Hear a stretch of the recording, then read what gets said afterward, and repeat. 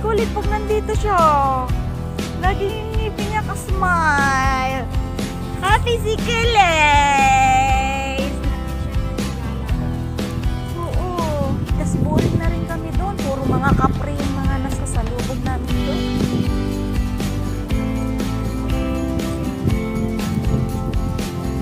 Suicide fruit!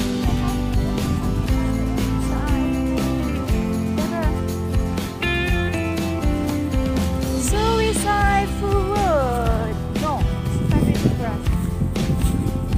Come on, Kelly.